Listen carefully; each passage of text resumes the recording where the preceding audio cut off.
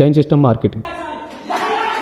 ప్రతి జిల్లాలో ప్రతి మండలంలో ఎక్కడ పడితే అక్కడ జరిగే బిజినెస్. ఇదొక క్రైమ్, ఇదొక ట్రాప్. వీడేం చేస్తాడు, నీకు జాబ్ ఆపర్చునిటీ అంటాడు, నీ బ్రెయిన్ వాష్ చేస్తాడు. నిన్న ఒక 15,000 నుంచి 50,000 1,00,000 కట్టమని చెప్తాడు. కట్టిన తర్వాత నువ్వు జాయిన్ అయినందుకు నీకు నువ్వు కట్టిన డబ్బుల్లో నుంచే ఒక 10,000 ఇస్తాడు. అంటే 90,000 ఆడి దగ్గర ఉంది. అండ్ తర్వాత నువ్వు ఒక 4 జాయిన్ చేయ అంటాడు. వాళ్ళు ఒక 4 లక్షలు కడతారు. కట్టిన తర్వాత 40,000 నీకు ఇస్తాడు. వాడి దగ్గర ఉన్న అమౌంట్ ఎంత, 3,60,000 అక్కడే ఉంది కదా నీ డబ్బులతో కలిపి సుమారుగా. అంటే వాడు నీకు ఏ ప్రొడక్ట్ ఇవ్వడు, నువ్వు ఏ బిజినెస్ చెయ్యు. నువ్వు ఫస్ట్ మోసపోతావు, తర్వాత నువ్వు ఇంకో 4 మోసం చేయాల్సి వస్తుంది అంతే. ఇలాంటి జాబ్ ఆఫర్స్ కి ఎంత దూరంగా ఉంటే అంత మంచిది. మెయిన్లీ వీళ్ళు టార్గెట్ ఎవరు అని అంటే 25 ఇయర్స్ బిలో ఉండి జాబ్స్ లేక అల్లాడిపోతూ ఉంటారు చూడండి, అలాంటి వాళ్ళే వీళ్ళు టార్గెట్. అండ్ మనల్ని కాంటాక్ట్ చేసేది కూడా బయట ఎవరో చేయరు. మనకి ఎప్పుడో పూర్వకాలం ఫ్రెండ్ ఎవడో ఉంటాడు, ముఖం కూడా మనకు గుర్తుండదు. లేదా ఎవరో అమ్మాయి ఉంటుంది, దాని ముఖం కూడా మనకు గుర్తుండదు. అది ఫోన్ చేసి నీ బాగోగులు అడిగి నీకు జాబ్ ఆపర్చునిటీ ఉంది అని చెప్పి అక్కడ పిలుస్తారు. పిలిచిన తర్వాత నీ బ్రెయిన్ వాష్ చేస్తారు. అట్లా మోసపోయిన వాళ్ళు కొన్ని లక్షల మంది ఉన్నారు, ఇంకా మోసపోతూనే ఉన్నారు. వాళ్ళ బ్రెయిన్ ఎంతలా వాష్ చేస్తారనంటే